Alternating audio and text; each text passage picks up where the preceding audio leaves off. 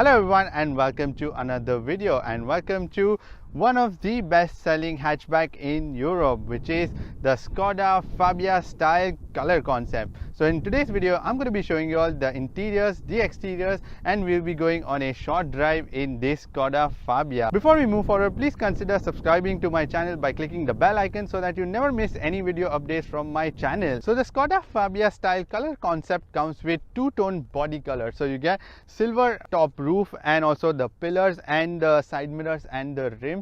There's also a black color option, so you can choose either of the two colors, and also you would get the complete side mirrors and rim in the black package also. And the base colors are red, green, blue, white, and black, and so many different options that you can choose from. So starting off from the front, you get the distinctive Skoda style grille, which is the vertical slotted grille in black color, and the chrome surround around it, and the new Skoda badging that you get out here. And these headlights are LED headlight cluster, and they are dynamic LED headlight cluster, and also they have the cornering lights in them.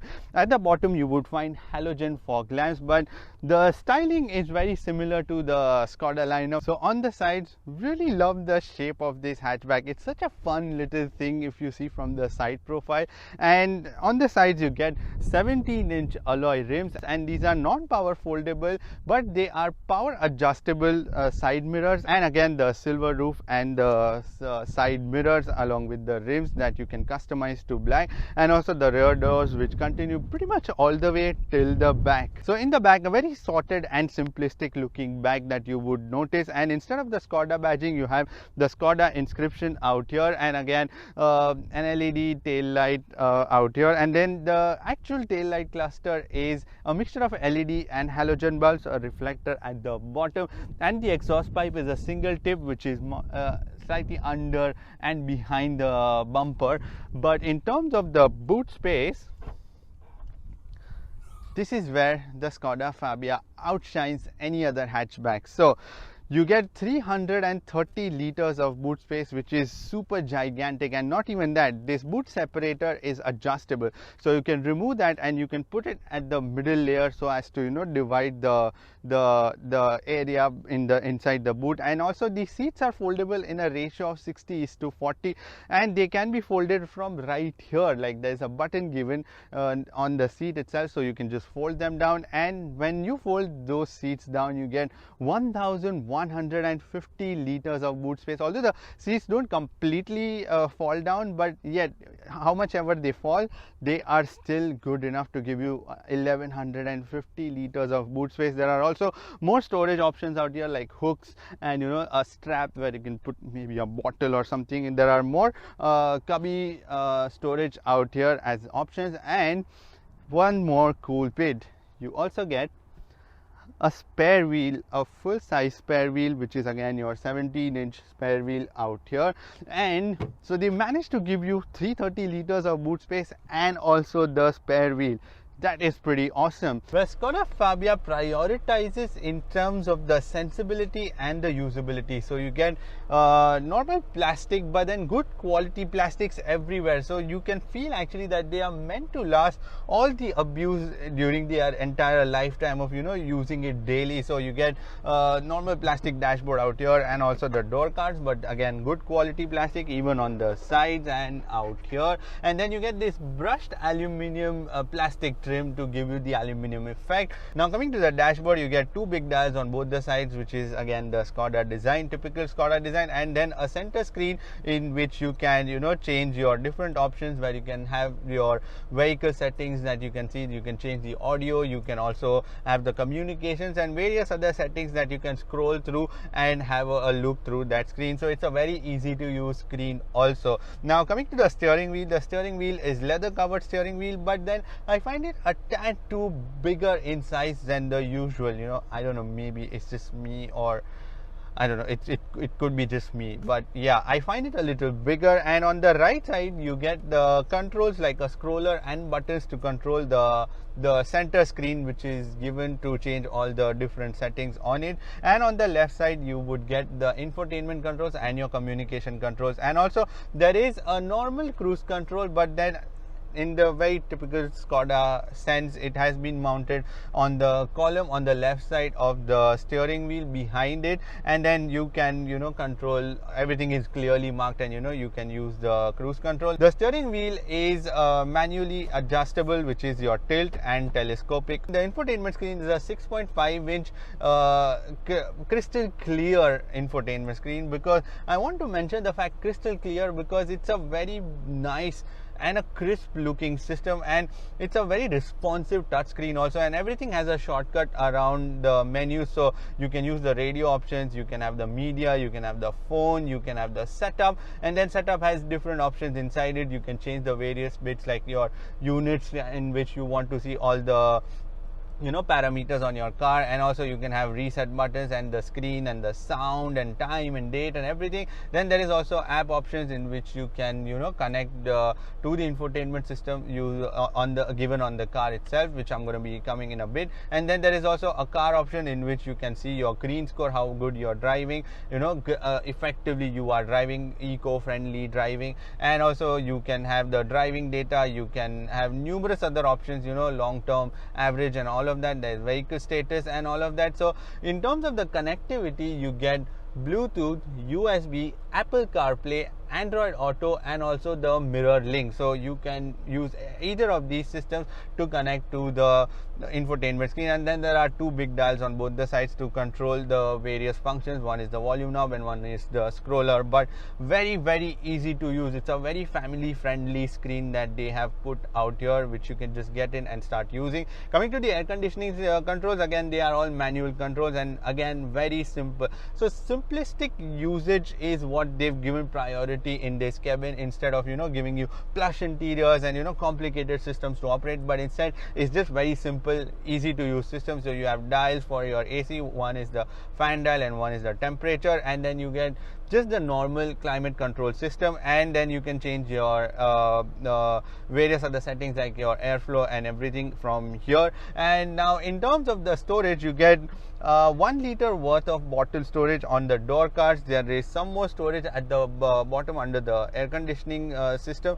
There is where you can put your phones, but then not big phones but small phones. And then there are weirdly some cup holders, but then the cup holder sizes are a little too small, I feel, than the usual. In fact, the second cup holder is actually very small, but the normal one is all right. I mean, they are deep enough, and but yet they sort of have this weird sort of design. And also you get the glove box, which is pretty huge. I mean, this is by far the biggest, even by a hatchback or even a sedan standards. So there is a lot of storage out here. And then there is a center armrest which is foldable, so you have ample of space otherwise.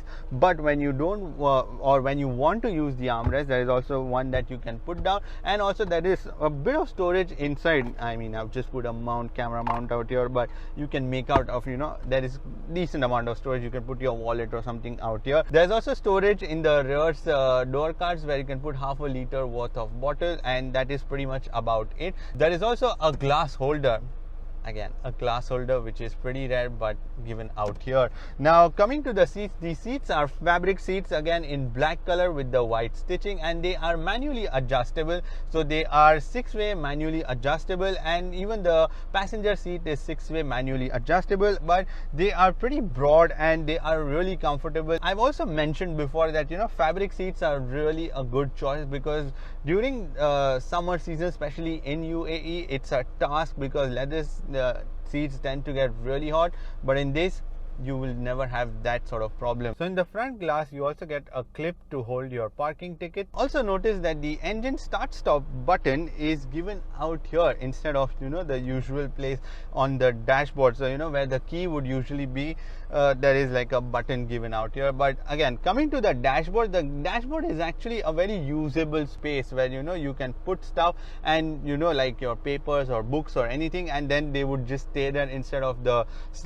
sort of sloping dashboard where everything keeps falling off. Now in the back there is decent amount of leg space, and these seats are in my driving position, so you get about this much of leg space out here. Also the seats are curving, so you get extra leg room, and also there is quite a bit of headroom because this car doesn't slope generally too much, so which is why you get a lot of head space. And also there is enough of space under the seats to slide your legs, but these seats are actually pretty upright, you know, instead of a little recline which you would find a little comfortable during the longer journeys, but they are like flattish relatively. And also the middle seat is pretty flat, you know, where the third or the middle passenger can easily sit. And also, you know, there is a bit of a tunnel out here, but that's not a too much of a bother. So 3 people can sit out here, but then that will be a bit of a squeeze. But 2 people can easily sit, but it's a very comfortable hatchback that way. And again, you get fabric seats in the black fabric option, and this white stitching as a design. But here's one more bit, which is you get 3 headrests. Even for the middle passenger there is a headrest, and also it can drop down, and it's not like a fixed one, so it's not in the driver's way where in the rear view glass. Now coming to the rear view glass, actually the rear view glass is a little smaller than the usual, which tends to cut off a little bit from the bottom, you know, the visibility of the rear view. And you get 6-speaker music system in this car. Now in terms of the other storage, there is no handrest out here, so it's like a fixed seat which is in a ratio of 60:40.